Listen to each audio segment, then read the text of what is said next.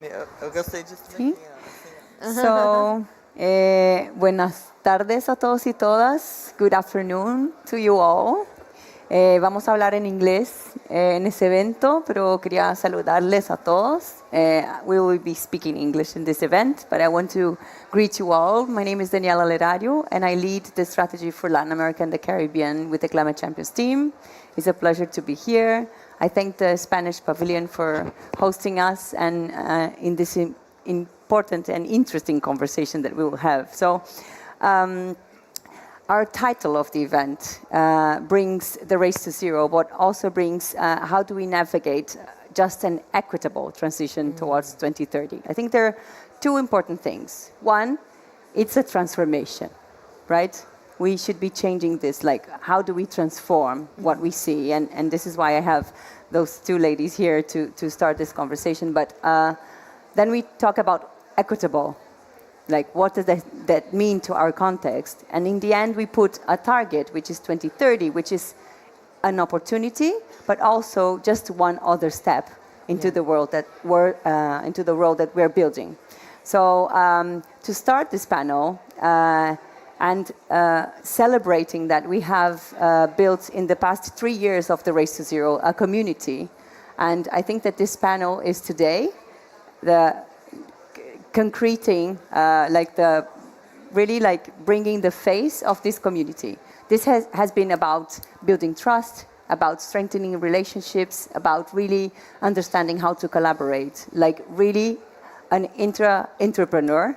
That we all have it in our bloods to make sure that we're bringing the campaigns that are like international, they're like connected to other spheres into the regions, right? I think that this is what we're trying to do with this regionalization work that I don't even think it's the right term, but making sure that we understand what's happening on the ground and feeding into the campaigns and even more changing the campaigns from our perspectives. I think it's our challenge. And I think that is the energy that the Latin American and Caribbean team have been putting and will be putting moving forward. So I have here two amazing women. So Raquel Moses is our ambassador for Race to Zero and Race to Resilience. She's the CEO of the Climate Smart Accelerator. And she'll bring us a little bit of the perspective from the Caribbean, but also from a broader vision of the Global South and quite some provocations that she loves to do, and I love that she does. And Viviane Romero is today sitting in CEBEDS and looking into energy, sustainable finance with the companies, but she has a lot of experience in the broader non-state actor with Global Stocktake also and other things that we've been collaborating for a long time. Will bring us a little bit of the perspective from Brazil, like what is it that we're seeing in Brazil? How is the ambition that Brazilians are bringing and how can we move forward? So we'll have this conversation and then they'll get down so that we welcome our other panelists. This is going to be quite a short conversation, but a very important one. So thank you very much for being with us today. So, ladies, I'll start with you, I guess, Raquel. Can you tell us a little bit more about this vision to the region? We've been discussing this week, right? Like I've been moderating you in other panels too. What is it that you see is happening? What is it that we see that we're not talking about, but we're not, as a region, vulnerable, but also really, really resilient? What is it that we're delivering, and how do you see this moving forward? Sure, and thank you so much, Daniela, and thank you everyone for being here. I mean, we wouldn't be here having this conversation if you weren't already bought into Race to Resilience, right, or Race to Zero, because for want of a better word, I'm preaching to the choir. We are all here because we're having the conversation. So it really is about how are we approaching this race and what do we need to do differently in this race. And before I sort of get into that, I should tell you, I'm a 5-time marathoner, so I know a little bit about running, racing, strategy, right? Because in order to run a race, you need to have a strategy. You need to have a strategy for training, and you need to have a strategy for meeting the time that you have set. And you train for that. So across the races that I've done, the strategy has been look at the time and then train to get there. And what we have been doing with this Race to Zero is training to get there, but in the same way that we are doing energy now, which I think is vastly inefficient and it's inequitable. If we aren't willing to think about how we train differently for this race and how we execute on this race differently, then we will get the same inequality that we have now.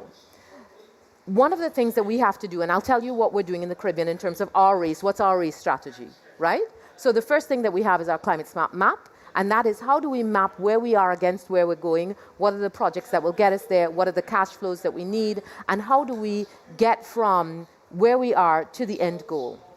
And that includes, you know, all of the demographics of the country. It allows us to aggregate countries. It allows us to attract financing. It allows us to attract philanthropy. But under that, we have things like our Caribbean Blended Finance for Resilience. And that is a fund that helps us to transition and getting funding, low-cost funding, for the transition of energy projects. We also have a green hydrogen export project, and we have a solar assembly project. And I'll tell you what is the challenge in executing on that strategy. The challenge that we have in executing on that strategy is that the global north is sucking up all of the resources for the energy transition.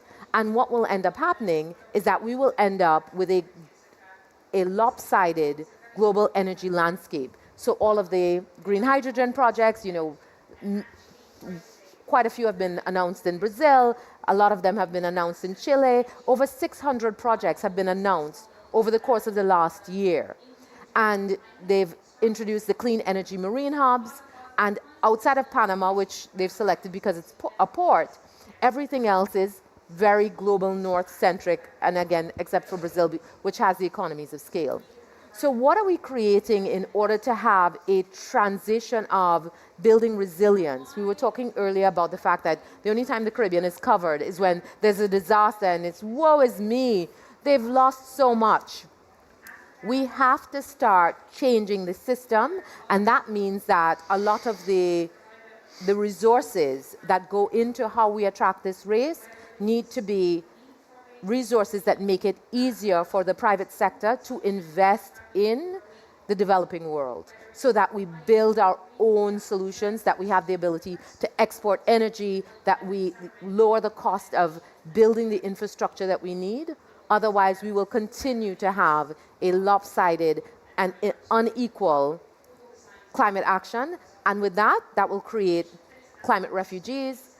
And the global north does not want to have us at their doorsteps. So as long as we continue talking about it without addressing the fundamental issues of this transition, we will continue to have the same solutions, and we will be dealing with this. I don't think it's any coincidence that, you know, we are heading towards COP30 in Brazil, and the goal is 2030. I think there's something magical about that milestone, that tipping point, that hitting that hockey stick and really accelerating our action. We just need to make sure that we're doing that in the right direction and bringing along the most vulnerable with us.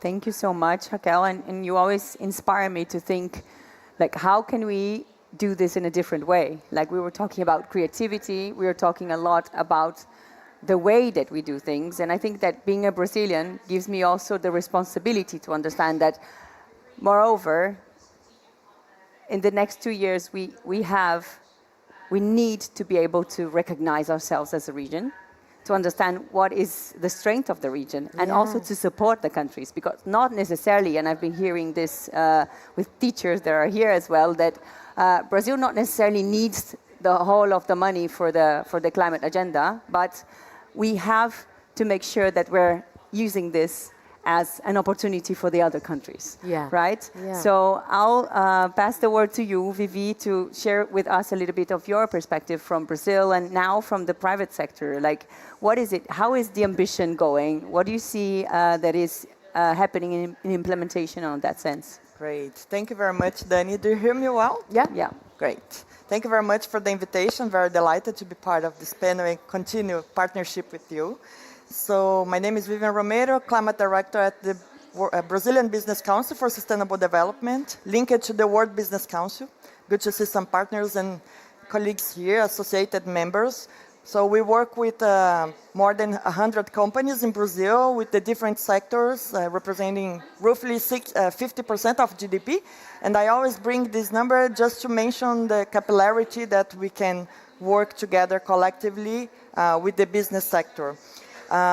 We've been working on a narrative from Dubai to Belém to Brazil. I mean, recently I've been talking from Dubai to Brazil as a way that we can strengthen the role of the Brazilian business to COP30 and beyond. And beyond is very important in our narrative. So we do not replicate the mistakes in the past with the World Cup in Brazil, with the Olympics. So we leave a legacy, a sustainable and concrete action towards 2025.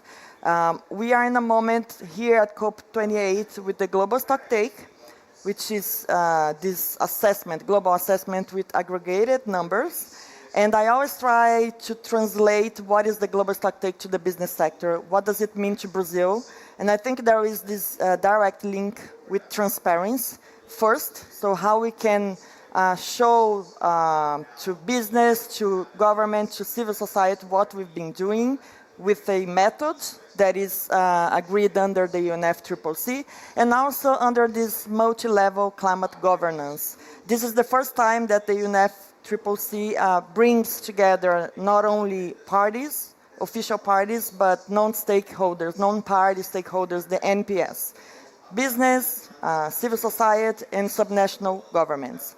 And I think this is very important in terms of climate governance in Brazil, as we see historically the discussion on climate policy very limited to the executive power, especially the Minister of the Environment and Climate and the Minister of Foreign Affairs. And more recently, we've been internalizing this discussion with the Congress and also with the judiciary power because of litigation, climate litigation. So I think companies have different reasons to increase ambition, to strengthening means of implementation.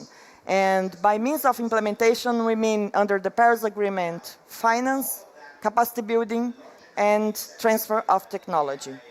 In Brazil, we've been working collectively with capacity building and advocacy. And we think that it's very important that whatever concrete initiative we take for COP30, we need to have capillarity and to gain scale. So we already have great cases, great projects, companies that are more and more committed to ambition targets, but we need to replicate them. And we also need to strengthen the implementation of these targets. So science-based targets is the first point, but we need to track and monitor the implementation. And at CBEDS, under the Net Zero platform, we aim to foster the decarbonization path of the companies by supporting them, sharing good practice, and also trying to move forward with financial flows. And we are very optimistic that we can bring together legitimacy and also to regain credibility from the business to COP30 in Brazil. Thank you so much. I would be here a whole afternoon with a lot of questions for you, but we have to follow on with our panel. But I think it's really interesting that our two very different perspectives from complementary work that we need to do and keep doing. Thank you so much for the two of you. Thank you. Thank you, Vivi. I cannot get up. I better not. No, okay, stay sitting. Okay. So I will introduce our panelists as they please walk to the stage, and they will help you to put the mics. So we're going to do a very small conversation now. It's not even a conversation. I'm going to ask you a question, and you guys are going to share it with us. But again, celebrating and thanking for you for your partnership, all of you. Thanking Camila for the relationship that she's being building with our partners on the ground. So welcome. Just come as I introduce you all. So what we will be doing now is having this conversation centered to implementation. What is already happening? What are they doing, our partners? So we are discussing how to integrate nature in your agenda. We'll discuss the just energy transition, the finance, inclusion, and the private sector. So those topics will come in the face of those people that are leading a lot of change and impact in our region. So you have here with us Karen Tanaka from Ambev, who is going to share a little bit of her vision in water and forests and inclusion from their company. Then we have José Pulgas, who will tell us a little bit about how finance is driving the change from the region, and a lot about innovation in finance as well. Then Javier from SQM, okay, SQM in English, who will talk about us on their case on just transition and working a lot with communities, with the critical minerals to bring electromobility to life. A Philippine manager from Ecodes, from Spain, talking about the possibility to as an accelerator for Race to Zero, sensibilize, bring the importance of monitoring and advancing towards the goals that we need. And last but not least, Teresa from CLG,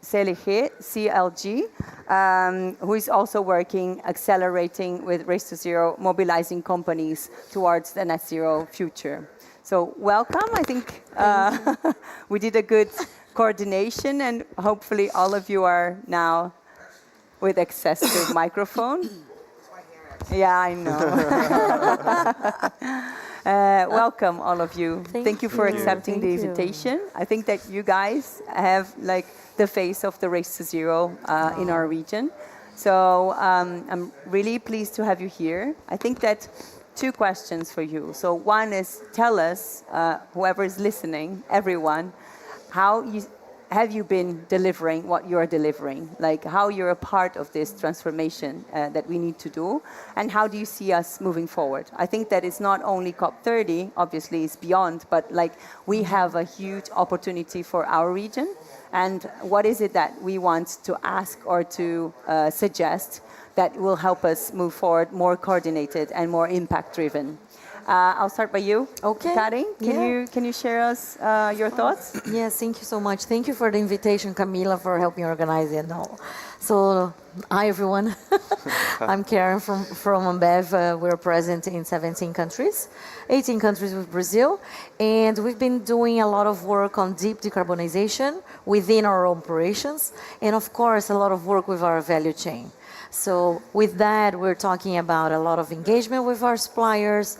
We're talking about training, capacity building, about purchasing renewable energy together, buying electric vehicles together, and so on. And on the side of, this is all about mitigation. And on the side of adaptation, which is a very big topic this year, I'm so happy to hear so much about just transition and inclusion and so on. So we are working with a list of partners to restore and conserve forests and watersheds. So we have a program called Watersheds and Forests. It's been on for 13 years, and it's a very complex project because we are talking about 11 different cities in Brazil and other regions of South America, and talking with local governments, with WWF, with the Nature Conservancy as big partners of ours, and some local NGOs to help us implement and execute the plan. So this has been going on for more than a decade, and we're talking about, we're almost there to reach 2 million trees planted. We're talking about restoring watersheds, giving the quality of water back to the places where, we're using water, right, to make our beer. So this is key for us. It's a business resilience matter. But of course, how can we do that outside of our gates, outside of our operations, to help the community where we are in? And then more recently, we have launched a program called BORA, in which we have the target, and we're being very public about it, so that we can invite people over. We want more companies to join, so it's a call to action. Bring everyone, whoever wants to join, whoever has some solutions or people that we should be in touch with, please by all means connect to us. Which is to bring 5 million people out of poverty by 2032. Let's try to get the target before 2030, but I cannot promise that. We're working towards that. So those are my contributions for this time. Thank you for keeping the time. We have like 3 minutes and I wanted to talk to you, so I'm not even going to react, but thank you so much. I'll jump, and this is not premeditated, but I'll jump to Javier, Okay, so you can share as QM from your side how you see that you're implementing, what's working, what's not, and how we can move forward. Okay, thank you for your invitation and for to be here. For us in SQM, it's a big challenge because my title is Chief of Sustainability and Community Engagement, and I think it's for something because we can't do something in sustainable way without include the communities. In our case, indigenous communities in Salar de Atacama specifically. We produce lithium from the basin in San Pedro de Atacama, near to San Pedro de Atacama. It's indigenous communities, more or less 21, 25 communities, and they are living there for a lot of years ago. And they reclaim to be there for another millions of years, and that depends on us. And the lithium is trying to help to the energy transition, but in terms of the use of the mineral, we need to be more sustainable for the communities. Yeah. It's not enough to produce lithium for the electromobility, for help to work in Europe, on China, etc. If we can't be able to help to our communities in the region. It's our challenge today. For us, for example, we recently last year did a human rights due diligence, and we listen about what they are thinking about, what is the perception of our respect of the human rights in Salar de Atacama. And very useful because in terms of use of water, for example, they claim that we need to do something. And we take the money and we are doing that. We are reducing our extraction of water, extraction of brine, and we are looking for reduce at zero the consumption of fresh water by 2030. And it's part of our roadmap, but in collaboration with our communities, for me, I can imagine a future without the communities in the mining. And I think it's an example for other mining companies that need to be in the territory, have the maybe difficult meetings, but you need to listen, you need to be there, and be part of the region. Exactly. Thank you so much. I think we have like 2 really concrete cases of inspiration for how we can also scale this from other regions, and thank you for your work. So I'll jump to you before I go to our accelerators. We have been together this week a lot. I've heard and you haven't given up on me. Thank you. I know.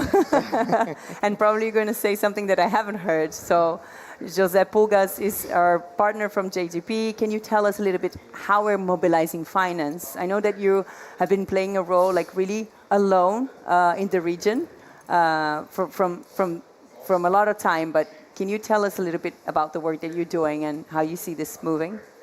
Okay, sure. I have to invent something that I haven't heard yet. Please. But I think that we are getting so successful because we are not waiting for money from outside the Global South. I think there is a strategy that we put in place. Most of when you look the resource mobilization of the Global South is looking for capital in the Global North. It will not happen. Yeah. When you look at, for example, the CPI study, Climate Policy Initiative study, that was published 2 weeks prior to the COP, and we looked at for climate finance for land use management in Brazil, it's $5 billion a year.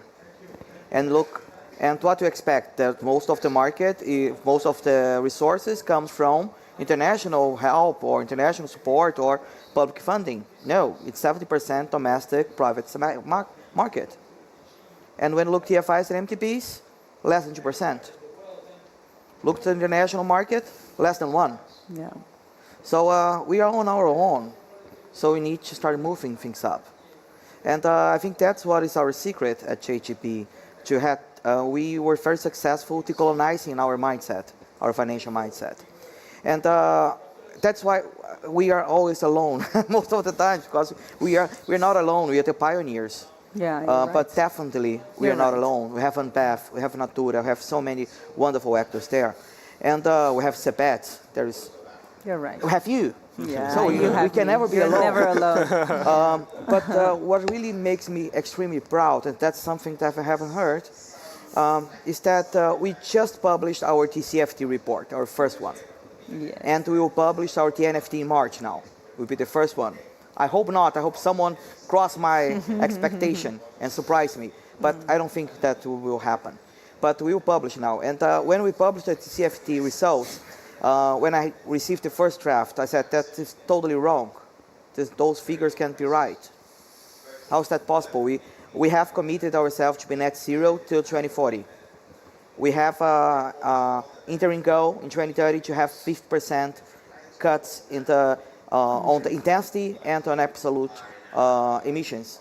How we could have achieved that in 2023? And we have. And then we started looking why. The TNFT answered us, because we invest in nature. That was the only reason. We started investing heavily on nature. And that's what our region has more than any other region. That's what Global South can be strong, in nature. And that's what the world needs, nature. So we are the scope 3 of the world, we are, but we also the solution for the world. And that's how we have to behave, proudly, not backing. Yeah. Thank you so much. I think that 3 minutes. Yeah, no, this was awesome. You are definitely not alone. And I think that we will trust you to teach us how to bring money to the region, because if you're being able to do this within Brazil, just like I think that we have to learn a lot also from how to make sure that we're delivering this for the other countries in the regions too. We have launched $70 million here at COP. I know. It's From it's, Brazilian money, Brazilian capital. I know. So perhaps Brazil can be helping the other countries too. Yeah, sure. So thank you so much. I'll jump to Philippine to your considerations too, please, from ECODES. Yes, so I know that we don't have a lot of time, so I will go fast, but very happy to talk with every one of you after to talk about our platform Ambition COP. So if we are here together today, it's because we all know that international action has consequences at national, regional and local levels. So we all know that, and we are not all working on COP, but who can tell me the number of commitments that were taken during COP27 or during this COP? Or who can tell me about the alliance that were launched in COP27 by Spain about resilience on drought? I think, well, we still have a lot of gap on information. And we all are talking about 1.5 and or is it the limit that we need to respect and that we will not respect, but we need to go back to this limit. But how we can deliver on that? It's all what we are talking about with the global stock take. We are doing monitoring, tracking, but we are doing it at a global level, and we need more information too on regional and national and local levels. And this is what we are doing with Ambition COP. We have this big database with every commitment, declaration, initiative, everything you can think of on COPs, on COP26, COP27, and soon enough, this COP. And first of all, we thought that it will be for citizens, that they will be more aware of climate action, but we discovered that governments, local, regional, and national ones, are not aware of what they signed or what they did during COP. So we saw this bridge, the gap, the lack of communication, transparency, information, and this is what we are working on. I will speak a bit with the time I have left. I think it's not a lot, but I will try to go faster. I will speak about the non-stakeholders. I know that we are in a panel of private sector, but I think global action and Waste to Zero is not just about private sector. So I just want to emphasize what can do a non-stakeholder for Waste to Zero. With the Paris Agreement, we are talking a lot about empowerment. We are talking about education, training, so building capacities. We are talking about transparency, access to information. We are talking about international cooperation, just like COP is. And we're also talking about public awareness and public participation. And this is what I want to focus on with the end. And I just want to... No pressure. No pressure, but I just want to say that for now, our communication model is not working, because if it were working, we would be all acting, doing about climate action, and if not, and I just want to highlight, I will not enhance on that, but just highlight how health can be a solution to act for climate action, and how we can create another 5P with proactive, participative, preventive, positive action. Thank you. Thank you so much. It's been amazing to hear your work too. So I'll finish with you, Teresa, from Corporate Leaders Group in Chile. How have you been working with the companies as an accelerator? Yeah, let me, can you hear me well? Yes? I can. Can you? Yeah, I don't hear myself. Where is the mic? Here? It's because of the hair. Yeah, now it's better? Yeah? Yes? Yeah. Okay, well, CLG Chile is part of the Corporate Leaders Network that is based in the UK, so that helps us because we interact with other networks, and I think that's important for the region as well, thinking at the in COP30. Well, what we do in Chile, the Corporate Leaders Group, we have like two main areas. One is like we try to work with the government into public policies to provide the insights from the private sector to develop good policies, okay, for climate action. And I think that collaboration is very good because it helps to create better policies that make sense with the private sector, that take advantage of the private sector, that try to work with the private sector in order to move on and to have more ambition. On the other hand, we work with the firms. We have 25 members in Chile, and I'm glad to say that SQM here is one of our firms. Mm-hmm. And we work internally, trying to promote, technical issues, for instance, not only Race to Zero, but many new things, for instance, sustainable finance, to be based, of course, in science, and try to move on technically in the efforts, in the ambition, in the sharing of experiences. I think one of the things that have helped us a lot is to share the experiences, because not only the result, but the process. Yeah? So I would say that in the end, in Chile, we have created a good ecosystem. Okay? We have good policies. We have a private sector. I don't want to refer to all the private sector. I want to be a bit more specific of the firms that belong to CLG, that they are very advanced into climate action. But obviously, we haven't solved the problem. And one of the reasons is because of the Scope 3.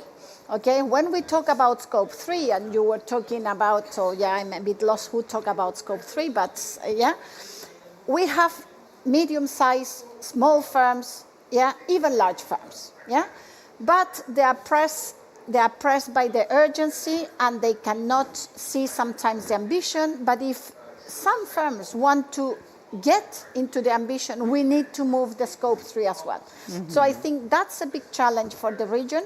Yeah. It's a big challenge for Chile. It's a big challenge for the big firms. Okay? Yeah. So if we can try to help each other to scale, pilot ideas, scale ideas, work in collaboration with the supply chain, I think that will be something in order to navigate just an equitable transition towards COP30. Thank you so much. And not only the big companies and their value chains, but the SMEs that are part, like they're like the grains of our region. Thank you so much. I think we did a good job, all of us.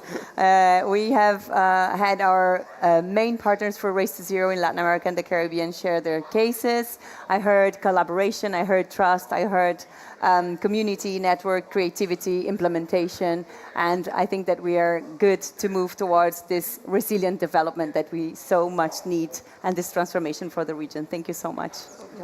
Thank you.